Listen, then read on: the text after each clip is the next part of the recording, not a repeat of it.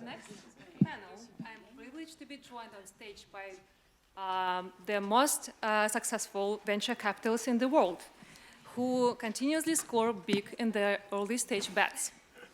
I'm also very lucky to be on the cap table with some of the companies they backed, and I know their founders giving them very highest marks. Please welcome on stage Peter Deng, GP of Felicis, who also previously led ChatGPT product and was CPO at Airtable and Uber. Please also welcome Ilya Fushman, GP at Kleiner, a VC who invests in a very small number of deals, but somehow they all score big.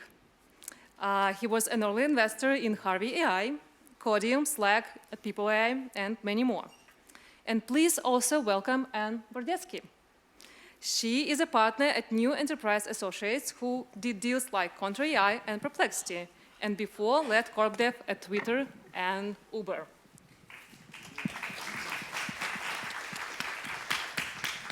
All right, I will start my questions with Peter. Sure. We already mentioned that Peter has amazing product experience. How this experience helped you to shape your investment approach in AI companies, and what do you say, where you invest? Do you think that application layer is something that you're looking on and focusing on, or ChatGPT anyway will eat the world? It's a good question. Happy to be here. Thank you for having me. So yeah, I've worked at a few, I've gotten lucky. I've worked at a few what I call rocket ships. It's been awesome because the analogy I use is that I've had the fortune of feeling a lot of that G-forces of the takeoff. So I was at Facebook, I was at Instagram, Uber with Anne, we worked together there, Airtable and ChatGPT. And I think one of the things I learned is just like how awesome it is to work with different founders. Mm-hmm. And I think that one of the things that I loved about all my jobs is I got to support these founders. Mm-hmm. And they were all, I think, just kind of exceptional founders. Like being able to work with Mark closely on a bunch of projects was awesome, and Kevin at Instagram, and Howie and Travis. And I think that thing that I learned most was just like how different amazing founders can be, and getting a sense of the pattern recognition of like, ooh, that person's like so-and-so in such and such way. So I think that's the one thing I kind of learned. Your question about ChatGPT eating the world, like I wouldn't be doing what I'm doing if I thought that that was the case. First of all, I want to say ChatGPT is an amazing product. I am not a daily active user. I am an hourly active user. It's incredible. The team is awesome. I'm biased. I helped build the team there. But really, there's so much value that is to be created. And the reason I think that you can just really believe that is that, yes, there's, with any company, and every builder here knows this, you have a limited number of hours in the day, and how do you focus? And if you're on at OpenAI, you're going to focus on the most broadly applicable things because they have access to the best models as they're coming out. And that was one of the magical things. But working there, you can really see how many opportunities are left on the table, mm-hmm. right? Because the simplest ideas, in my mind, the simplest ideas and the founders that obsess over them, those are the people who are going to be able to get the businesses right. And I can talk for hours on this, but the companies I've been at, they're all simple ideas, but they really obsessed over the product details, and that's what really got it to really grow. So I'll leave it at that. Thanks for having me. Okay. Thank you. Thank you for coming. Ilya, first of all, can I congratulate you with exit with Codium, or you can't talk? I have no idea what you're talking about. Okay. Well, you've been investing in lots of companies before AI wave, such as Slack, which is an amazing company. How a new generation of AI companies like Harvey and Codium are different from them?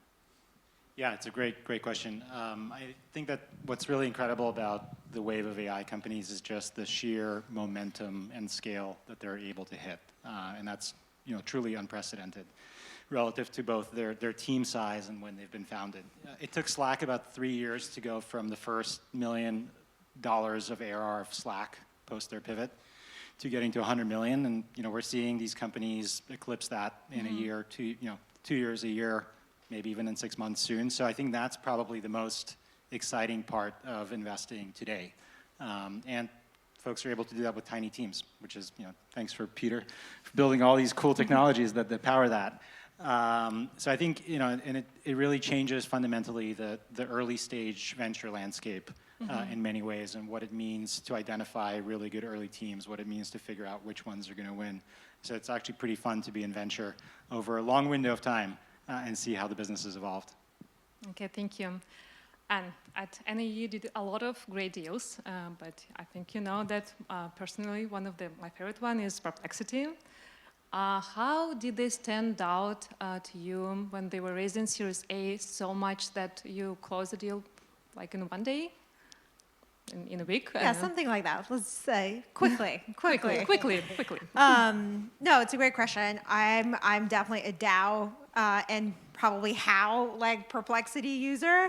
And I think you guys heard from Arvind and Dennis earlier today. I mean, look, for us, it was a combination of a couple things, and I feel very fortunate that we get to work with this incredible technical team and follow their journey. One is, obviously love consumer tech, generational consumer companies. Those are extraordinarily rare. But oftentimes they begin with a moment of magic in the product, right? And a really incredible, ambitious, visionary team. And at the time, we looked at other kind of earlier search attempts, search disruptors, great technical teams, but didn't have that product magic that I think is really required for a consumer-first company. And the ChatGPT moment had just happened, a couple months before that. So it was obvious that LLMs were going to disrupt search and just knowledge work in general. So when we met the team, and they had kind of like the exact constellation of backgrounds that you would want for that type of product: AI research, engineering, design. And it was obvious even in the early version of the product, the MVP, which they had only launched 3 months ago, that there's like the attention to detail and craftsmanship in the product that could be really special. And that is just so rare. And so I think when we saw the team, the timing, the ambitious vision, and the quality of the initial product, it was kind of a no-brainer for us. And obviously, everything they've done since then is credit to the team and their hard work and their tenacity and innovation. I think the thing that really sets them apart is their product velocity. The amount of product that they're able to ship as a lean team every single quarter is just unbelievable, and they've been able to maintain that even as they've grown the team. Nice, thank you. Peter, I know that Felicis is focused on AI that augments the labor. And I think we are now co-investors in some of the companies who are great in that. I'm not sure that we can mention that, but still. What specific industries and kind of labor you think are ready to be automated and where we are not there yet? Yeah, this is just a core thesis that basically AI is just going to be something that we co-evolve with as humans. In fact, I actually gave a talk at South by Southwest with my friend Josh, who was here earlier today on stage, with some folks. But basically, the idea is that when you have tools like AI, it's not going to make humans lazier. That's not my thesis. It's going to make humans do higher level tasks. So my pithy way of saying this is like, when the calculator was invented, people didn't stop doing math. They just did higher level math. And you can send people to the moon. And that's really amazing, right? So there's so many bits of knowledge work that again, I previously mentioned that, and we talked about the product craft. Like when you have a founder who really obsesses over making this workflow really sing, that's where the product is going to really take off, right? And the workflow, the ergonomics, to use a product design analogy, really do matter. Like, how does the product afford it? But also with AI, the other thing is that the data flywheel is super important, right? When you have companies that have a unique piece of data that maybe is not accessible that on the internet that all the LLMs have, you can really create a lot of really good value very quickly. That combined with the workflow, and if you have that flywheel of the more that you use the product, the more of that reinforcing data happens, you start pulling away in terms of your advantage.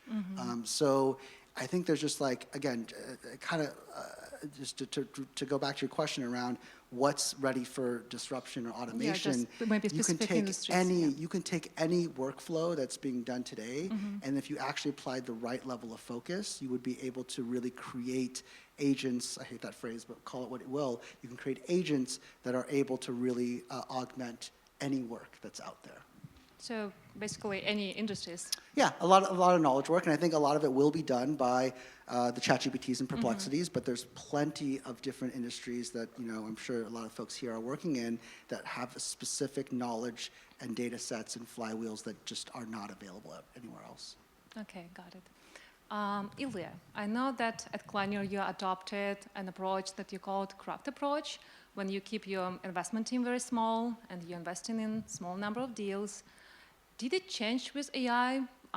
Maybe you use like tools that keep you like active and help you to reach more companies? Yeah, so we have a pretty small team for a venture capital firm these days. We have two funds. Our venture fund is $825 million. Our growth fund is about $1.25 billion. We have 6 partners, 3 next generation younger folks on the investment team. And we actually do have a pretty amazing, reasonably sized operating team that supports the growth of our companies, whether it comes to sales, team building, engineering hiring, marketing, things like that. But our core belief is that venture is an art and a craft. The venture business undoubtedly has been evolving pretty dramatically. There's more capital in venture capital than there's ever been before. We're seeing, even for us, $2+ billion set of funds is pretty sizable by historical standards, but hey, it's not as big as 20 billion. So, but at the heart of it, the thing that it takes to build a iconic generational category defining company, when you look at the team, in our view, hasn't really changed. And these things will happen much faster. They'll be more democratized because it's easier to start a company today than it's ever been before. It's easier to raise funds than it's ever been before. It's easier to grow fast in some of these verticals and different domains than it's ever been before. But at the end of the day, it's about meeting with the founder, getting that resonance, understanding what motivates them, what drives them, and really it's a bi-directional connection because it takes a lot to build and help build these companies. And so from that perspective, we want to have a team that can identify and really deeply resonate with founders across the domains that we think matter. But I think the other part of this is that as a small, what's really important in venture, it's how quickly can you make really good decisions. That's pretty much it. Making really good decisions, if you can fit your whole team around one table, you'll make really good decisions. If you have a giant team, you'll always kind of revert to consensus, right? So a small team helps you make really good decisions, and a small team helps you make really fast decisions where if you need to do a deal in a day or if you need to do a deal over the weekend, you can call up your partners. They can all, and by the way, we're all here in the Bay Area. You can all get together, you can go meet an entrepreneur, and you can do a deal in less than a day. And I think that's a unique advantage. The question is, how do you scale that, given that there are more companies than ever before? It's harder. Hey, I'll tell you, ChatGPT is probably better at writing memos than I am. Not even in deep research mode, right? We're long-term investors in Glean, which is an enterprise search and agentic company. We leverage that quite a bit to really understand our companies and our portfolio. We use a bunch of tools to do search and get smart on companies. But at the end of the day, you have to meet the founders and you have to connect with them and you have to really find that resonance. So that's where the business is still the business. Yeah, something cannot be automated. Well, in our fund, we also we have a small team, but we came to the conclusion that we don't need associates or analysts. Now we have only partners and agents who can actually do better investment memos.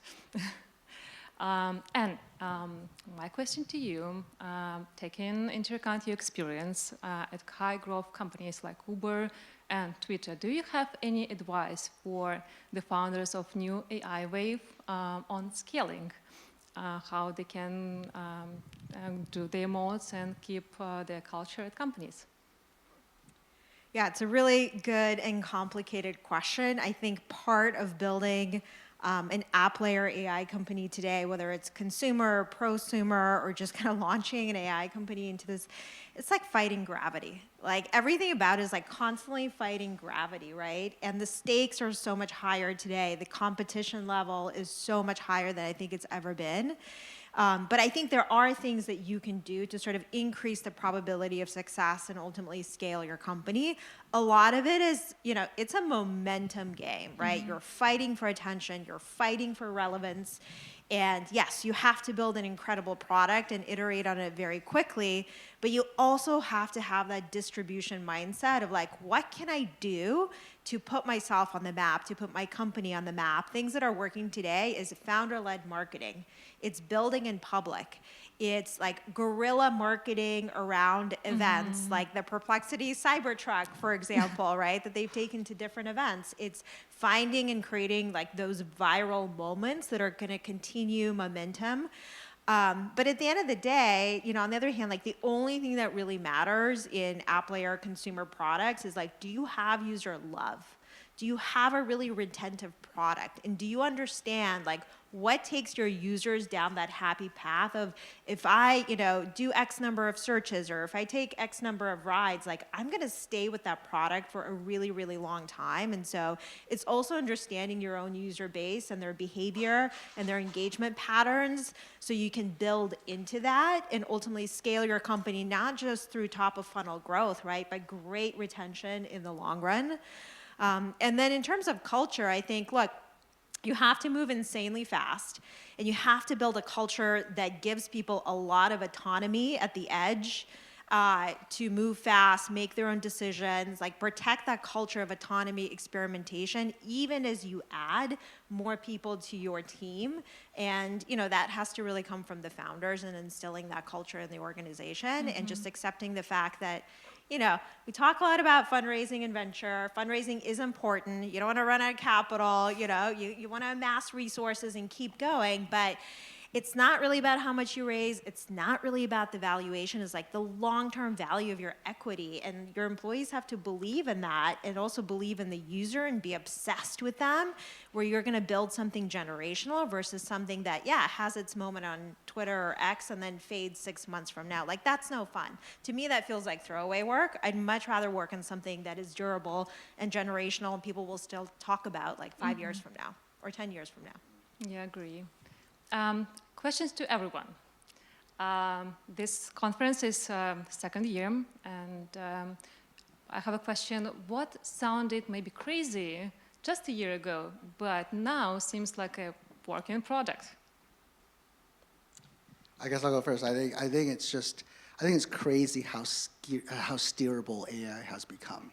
I think that is something that has been really surprising because, you know, back, I would say a year ago, you'd be like, oh, it got it wrong, like hallucinations. There's not a thing anymore, right? Yes, and so, but also the steerability part of it is interesting. You know, something like Runway, you can actually produce like really high quality professional audio, video, and launch that, right? And that is pretty big, and I think the steerability is like crazy.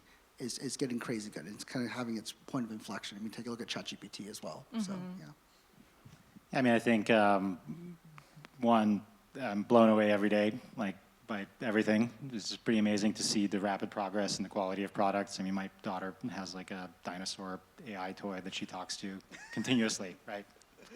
Wasn't around. It's not very good, but it's good enough for her. But I think, you know, just the reasoning models, and I think the fact that you can now have a real full-fledged conversation with the chat agent, to me, was probably the biggest aha moment and unlock. The fact that you can really almost interact with a quasi-human level response mechanism, that to me is pretty mind-blowing. You know, I was chatting with somebody about the New York City versus San Francisco ecosystem yesterday, and asked ChatGPT a bunch of questions and refined it. You know, and just what was the answer? Well, the query was how many nerds? What's the number of nerds in San Francisco versus New York City? It turns out if you take the Bay Area and New York City, all the boroughs, it's roughly the same. Oh, really? And that's why it was in response to somebody tweeting out that there are more Series A companies now in New York City than San Francisco. But yeah, I mean, it's just that's crazy, absolutely crazy that you can do that today. I think SF is the nerd capital, and nothing will ever convince me otherwise. Okay, one thing that's really surprised me, I have to say, because I think part of the acceleration, it is like obviously the AI kind of tech development, but part of it is like habit change, consumer habit change. It's the things that we thought were like really weird before, but now we take to be totally normal. And there was a time when like ride sharing was kind of weird, you know? So we've accepted a lot of things over time. The thing that I've noticed is like a year or two ago, like nobody really wanted to be recorded all the time. And now, like, we have meeting recorders, like the AI kind of like note takers. We have pendants that you can wear that will record everything you say. It's the idea that we're willing to be sort of recorded always on in an ambient way. And I think when I like first encountered this concept, you know, probably 2 years ago now, I was like, ugh, I would never do that. And now I'm like, oh yeah, that sounds so useful, you know? And so it's like the psychological change that has come from experimenting with different AI tools and agents and like seeing the utility of it, I think is completely changing what we think is status quo or like socially acceptable. And I do think we're going to be recording everything like that second brain memory going forward. Still creeps me out a little bit, actually. You're not there yet? Well, that's a really good notice because I've actually noticed that I'm less creeped out. You're totally right about that. And that's one of those things that I feel like I'm that frog that's been boiled. I'm like, oh my goodness, it is a little hot in here. But yeah, that's great. All right, the last question, final one. We still need an alpha. Where is it? Is it now in applications, infrastructure, maybe it's still in foundational layers, or biotech, robotics, something absolutely different? Where? I got two. I'll try Okay. to be quick. And it's really exciting because at Felicis, we're an early stage fund, so we get to like think about that future. The first thing is that we're going through a transition, and it's not yet complete, from thinking to doing. And that's happening because right now the thinking thing, again, I said the hallucination stuff is solved, and you have deep research, you have other tools that you're done with the thinking, but now the doing part's going to be really interesting, and there's going to be a lot of companies that come out that really have to figure that out. Related to that is my second one, which is I don't think any of us really knows what happens when you have the AIs do their own thing and talk to the AIs. And that's a really kind of fun thought experiment that I really want to find enough time to lock myself into like a coffee shop, put on some headphones and really think about, because what does it mean when you can enable, when your agent does this and, can talk to, my agent can talk to your agent. Again, I hate that phrase, but we'll find a better one, right? Like, what does that mean and what does that look like? And there's so many things that will be reinvented as a part of that, but this is sort of what I mean by like when you have founders now that are going to obsess over each of those details of what that interaction looks like, it's going to be a whole new ecosystem. So I think something around there, looking for that. Sorry, one more thing to cheat. I think consumer's going to have some moments. It's been a long time coming, and it's been kind of boring in that space. I'm a consumer person, but I'm waiting, and I'm ready. Yeah, I mean, I think we're on the part of the exponential curve where we're losing the ability to predict the future because it's evolving so fast. And every time, frankly, we've tried to predict the future and make investments on a prediction basis, it's really backfired. So I think the alpha is ultimately in the people that are in the space, and I think they're folks who are deeply native and understand how these technologies can be applied to all sorts of industries and all sorts of applications, from consumer to deep enterprise. I do think things like robotics and more hard domains have a natural timeline to them, but software I think is dramatically eating everything and accelerating very quickly. So we're just kind of looking for the smartest people to come and tell us what the alpha is in some ways. But I think the people themselves are the alpha. Okay. I think that's very well said. Something I think about a lot, because I do think like the next frontier of value creation is around agentic applications and like very specific domain expertise. And this can come in many different forms. I mean, there are incredible founders that are building for, architectural engineering, right? People who are thinking about how to build, true kind of AI assistants for mental health, right? Like there are just so many domains with deep, deep, deep expertise where you can utilize agentic AI, build agents, applications that are incredibly useful. And also kind of bring down the cost of those services potentially to consumers or to businesses. So there's just a ton of TAM expansion and using AI to make something affordable that just wasn't affordable or accessible before. I'm also super excited about consumer AI. It's where I spend a lot of my time. But you have to find the founders that will be super adaptable and navigate whatever comes next. Because that similarly, like I always say, like, I don't know, VCs are terrible at predicting the future. Like we try, but it's really hard. The founders are the visionaries. But my third, I think there's a third, and this is around like the agentic internet, which is like imagining a world in which like the open web as we know it, the open internet, like it's, you know, it's not humans interacting with it, it's agents, right? And that changes everything. It changes commerce. It changes how businesses and brands begin to sort of think about where they get discovered, where they transact, how do they advertise to reach consumers, and AI in and of itself becoming an entirely new marketing channel. So there's a lot of alpha out there. Yeah, probably I can summarize that alpha is overachiever, not only thinking but also doing, probably something in consumer with strong domain expertise, but we are uncertain, still not sure. Thank you so much. It was incredibly insightful. Thank you. That was fun. That was fun. Yeah, thank you all. Thanks for being here.